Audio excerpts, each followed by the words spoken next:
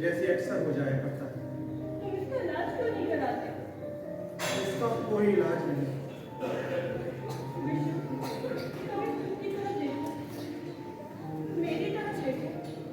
ईश्वर ने हमें जिंदगी दी है तो सिर्फ जिंदगी की तरह जियो। मुझे तो समझ नहीं आता तुम्हें हो क्या गया है? किसी चीज में तुम्हारा कोई इंटरेस्ट ही नहीं। मुस्कुराने में जैसे तुम भूल ही गए। तुम भूल गए हो, तुम्हारे साथ कोई और भी जुड़ा है। अब देखो, आज का प्रोग्राम किसने बनाया था? मैंने। प्रोग्राम मेरा नहीं, रवि का प्रपोजल था कि तुम इनकार भी तो कर सकते थे कर सकता था। जब जाना ही नहीं था तो। मैंने कहा मैं नहीं जाऊंगा। तुम बंद क्यों नहीं कर देते क्या? उसका आना? किसका? बंद कर सकता तो न जाने कब का बंद कर दिया होता। तुम्हें आज चलना ही होगा। मैं नहीं जाऊंगा। तुम्हें चलने से परेशानी क्या है? तुम्हें अकेले जाने में दिक्कत क्या है? ये शुरुआत अच्छी नहीं। ये शुरुआत नहीं, ये तो अंत है। खैर छोड़ो, अच्छा तुम जाओ, जाकर न्यू ईयर ईव एंजॉय करो। भरोसा रखो, मैं जरा भी नाराज नहीं हूं। पहले कभी हुआ हूं तो अब होंगे। प्लीज गो, अगर तुम चाहते तो गो एंड सेलिब्रेट।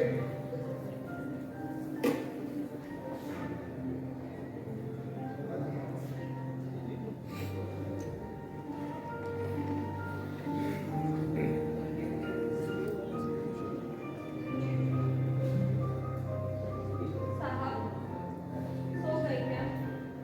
बात कीजिए जी, हल्का हो जाएगा। लाली जाओ, परेशान न करो। अब आपको मेरी वजह से परेशानी होती है। सच कह रहे हैं आप।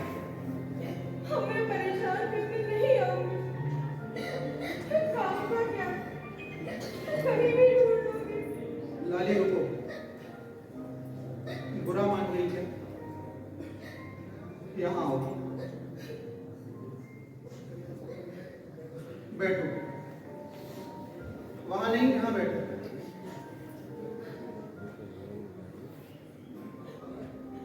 तुम मुझसे डर तो नहीं रही? आपके पास बैठने में कैसा डर? क्यों? मैं पुरुष नहीं हूं? मैं आदमी पहचानती हूँ, धोखा पहचाने हुए आदमी ही देते हैं लाली। लेकिन आप नहीं। कभी कभी किसी दूसरे पर खुद से भी ज्यादा विश्वास करने को मन होता है। ज्यादा विश्वास अच्छा नहीं होता। साहब, आप क्यों नहीं गए मेम साहब के साथ? मेरे सिर में दर्द था। सच? लाली तुम नहीं समझोगी, मेरी मजबूरी है। सब कुछ रुकवाते जाना। नहीं, चुप रहना।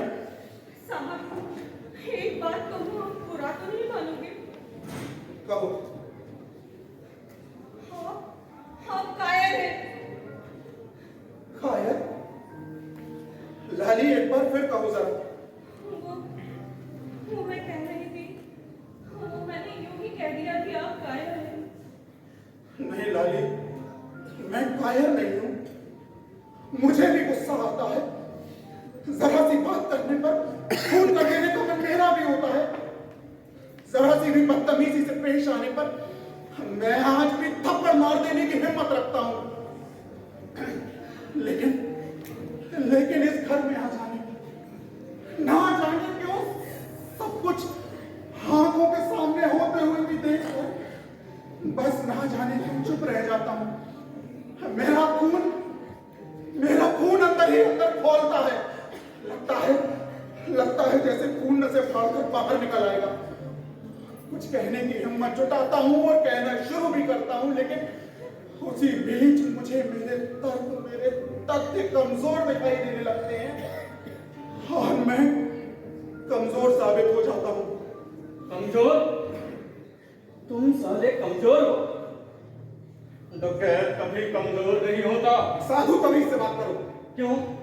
क्योंकि तुम इस वक्त अपनी बस्ती में नहीं, एक शरीफ आदमी के घर में खड़े हो। शरीफ आदमी? और शरीफ आदमी के घर जो दूसरों की बीवी को अपने बगल में बैठा कर इश्क लाता है। चलो घर चलो। चुप! मत छू मुझे। ये मत समझना कि अब भी मैं तुझे अपने घर में घुसने दूंगा। झूठी थाली में खाने की आदत नहीं है मुझे, वो तो इन जैसे शरीफ लोग ही खाते हैं। मैं औरत की कमाई पर नहीं पलता हूँ। साधु, तुम इस वक्त यहाँ से चले जाओ, वरना मैं तुम्हें धक्के देकर यहाँ से बाहर निकाल दूंगा। तुम मुझे धक्के दोगे इस बूते पर? अगर मैं अभी तक चुप हूँ तो सिर्फ और सिर्फ लाली की वजह से। साले कमीने, अपने गंदे मुंह से लाली का नाम लेता है। अपनी बीवी दूसरों को चलाता है और दूसरा की बीवी के साथ। तुमने इसके बाद एक शब्द और बोला तो मैं तुम्हारे साथ बोलूंगी। वाह वाह, क्या याराना है। अबे बाबू, क्या जादू कर दिया है मेरी चप्पली पर? साली मुझसे तो बात करना भी तौहीन समझती है, और तेरे बारे में एक शब्द भी नहीं सुनना चाहती। तुम इस वक्त घर चलो। घर चलो? अरे ये भी तो अपना ही घर है, अपनी बीवी के यार का घर। क्यों साहब, ठीक कहा ना? मैं तुम्हारे सोफे पर बैठ सकता हूं। साधु, तुम इस वक्त यहाँ से चले जाओ, वरना मैं यहाँ से चला जाऊं और अपनी बीवी तुम्हारे लिए छोड़ जाऊं, वरना तुम मुझे उठाकर बाहर फेंक दोगे जैसे पहले फेंका। मगर तब के और अब के साधु में जमीन आसमान का फर्क है। तब तुमने मुझे चोरी करके पकड़ा था और आज मैंने तुम्हें धक्का डालते। चलो घर चलो। चुप कर, एक बार कह दिया मत छू मुझे, सोनी बर्बाद। साधु, इसके बाद अगर तुमने एक शब्द भी बोला ना तो मैं नहीं बोलूंगा साहब, एक शब्द भी नहीं बोलूंगा। बड़ी ताकत है यार। एक बार सिल्लू के पट्टे रवि को भी दिखा देती ताकत। साधु, गलती हुई साहब, 100% गलती। मैं भूल गया, रवि साहब के साथ मेम साहब का नाम भी जुड़ता है। चलो बाहर चलो। चाकू लिया? अच्छा किया, मार दे इसे। चाकू तो मेरे लिए लाई है। देखा साहब, क्या प्यार करती है मुझे। चलो बाहर चलो। चलता हूँ, अभी चलता हूँ। नया साल मुबारक हो साहब। बख्शीश ज्यादा नहीं, बस एक पत्ता सौगा। नहीं था। ईमानदारी से एक पत्ता। हाँ रानी,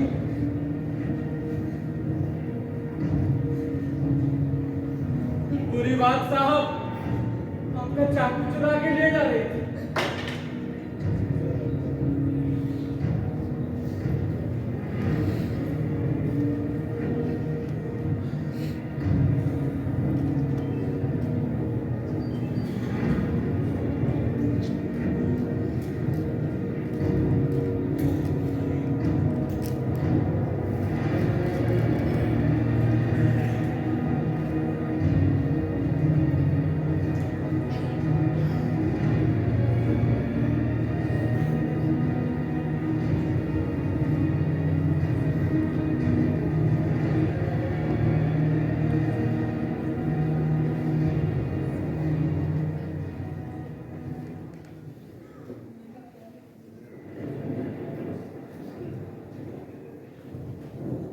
Happy New Year to both of you.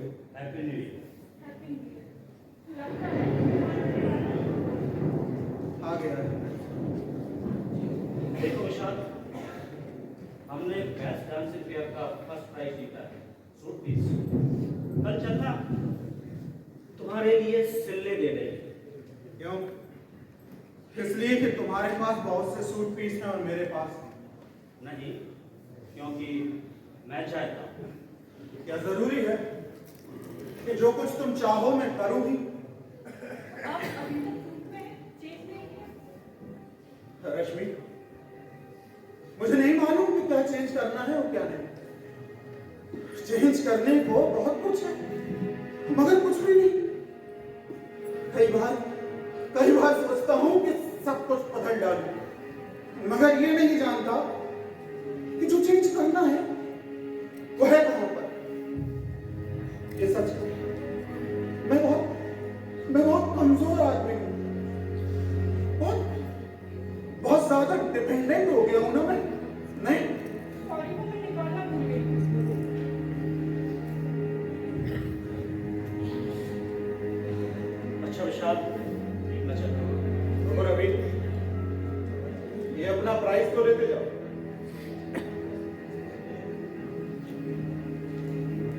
अच्छा रवि, बात यह है कि देखो रात बहुत हो गई है, ऊपर से ठंड भी है और मौसम भी कितना खराब है, तो ऐसा क्यों नहीं करते? आज रात तुम यही रुक जाओ।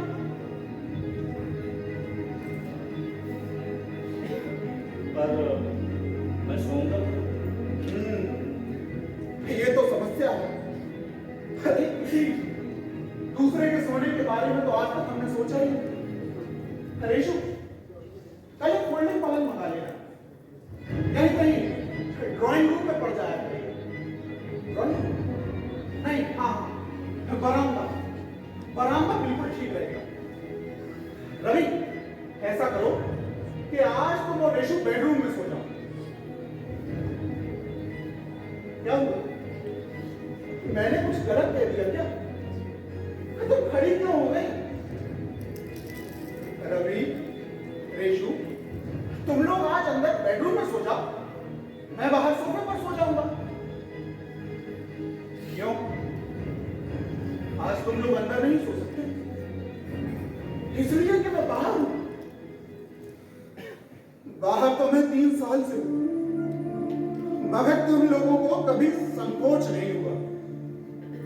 मेरी मौजूदगी और गैर मौजूदगी में मेरी नजरें बचाकर जो कुछ भी तुम लोग करते रहे वो आज तुम नहीं कर सकते, केवल इसलिए कि उस बात को तुम लोग जानते हो जिसे तुम लोग समझते थे कि मैं नहीं जानता।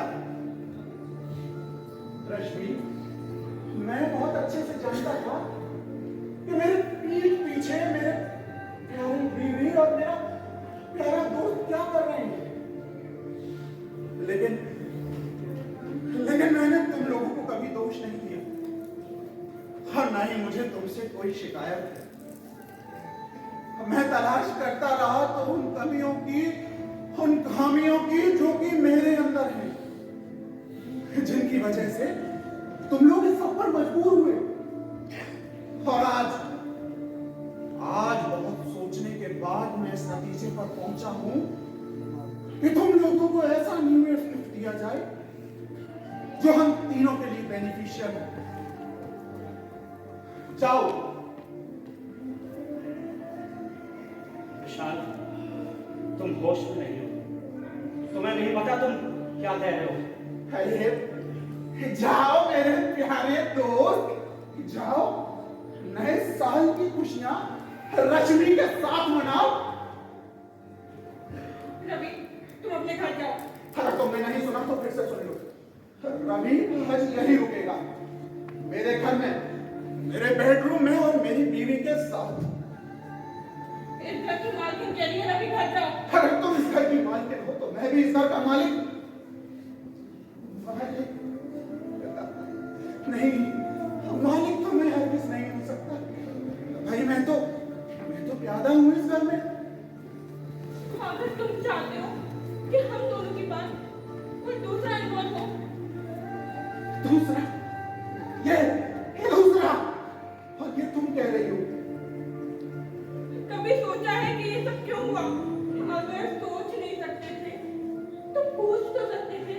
ये सब बातें इस वक्त और इस जगह बेमानी है।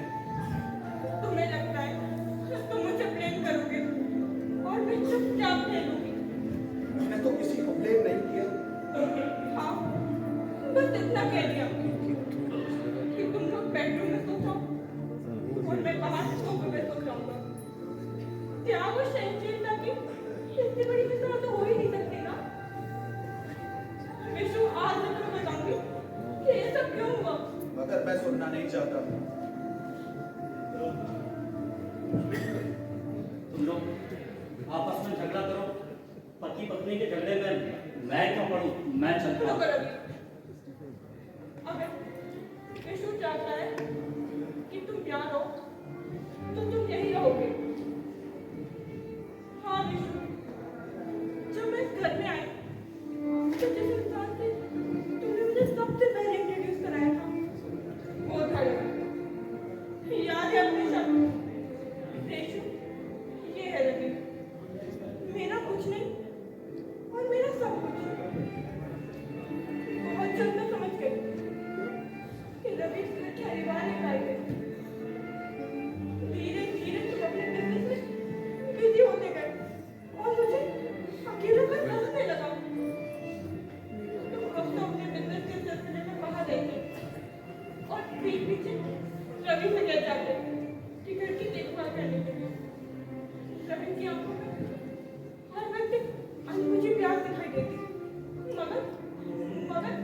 मुझे प्यार से कॉल करने का वक्त ही नहीं था। फिर वो वक्त भी आया जब तुम 24 घंटे अपने बिजनेस में डूबे रहे। हम साथ साथ रह करके साथ नहीं थे।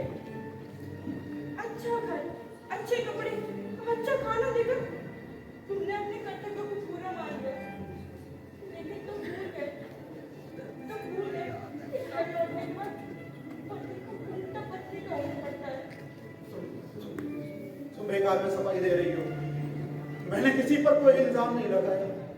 विशु, ये सफाई नहीं, तुम्हारे व्यवहार का जवाब है। तुम्हारे बिजनेस ने तुम्हें मुझसे छीन लिया, तब रवि को मौका मिल गया।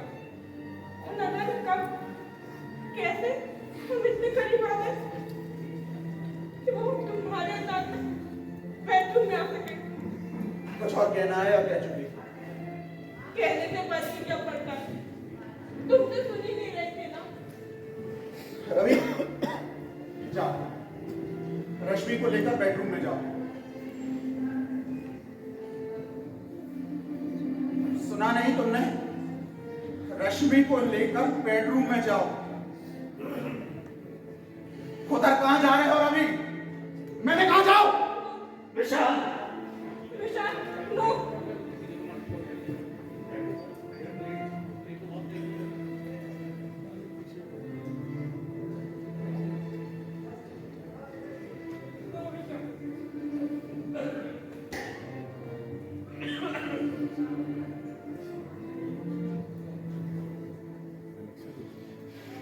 No.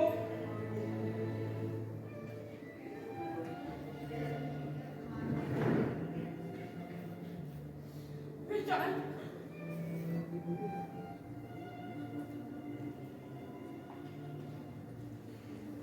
Vishal,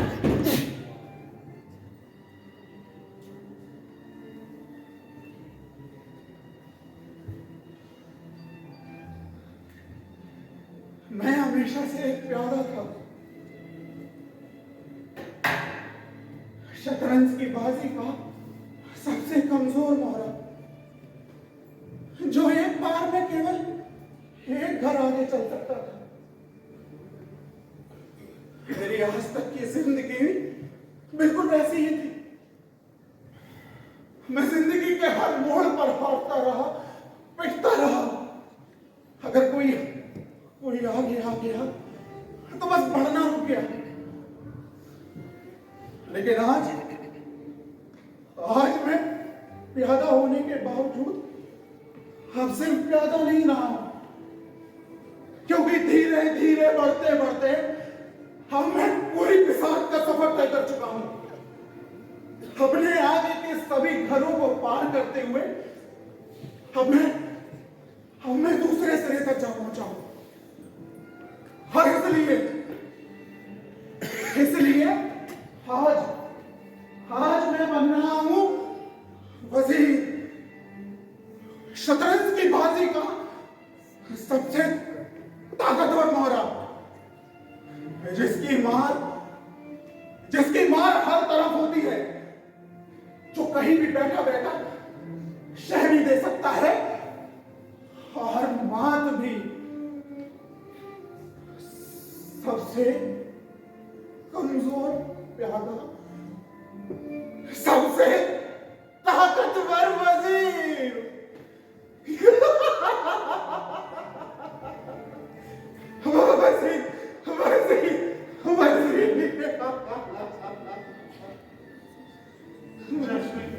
Get out! I say get out!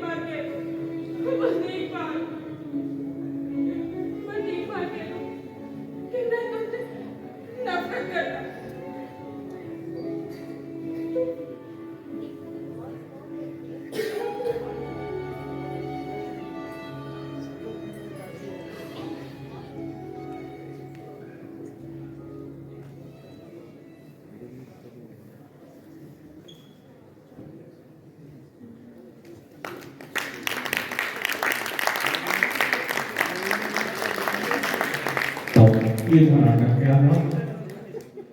आप कलाकारों से मेरा निवेदन की कृपया मंच पर आ जाएं ताकि इस नाटक का वार्ता परिचय हो सके। सब लाइट्स ऑन कर दीजिए प्लीज। ये था नाटक कर्कश लोक कला एवं जन कल्याण समिति झांसी का नाटक तैयार था और अब इस नाटक का पात्र परिचय।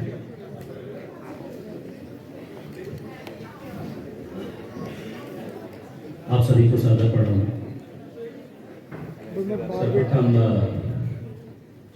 जो विशाल की भूमिका निभा रहे थे राघवेंद्र सिंह, मैं रवि की भूमिका में था, रश्मि की भूमिका में शुभी दुबे,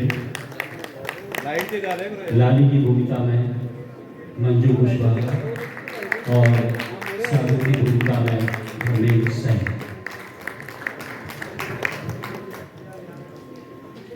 और संगीत आदर्श सूर्यवंशी के द्वारा दिया गया और इसके डायरेक्टर मैं ही हूँ, महेंद्र वर्मा।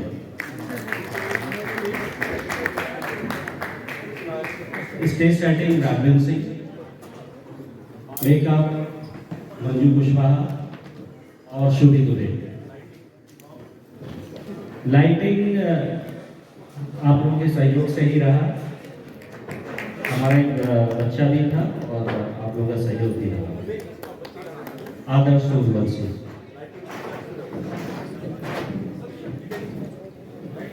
Thank you.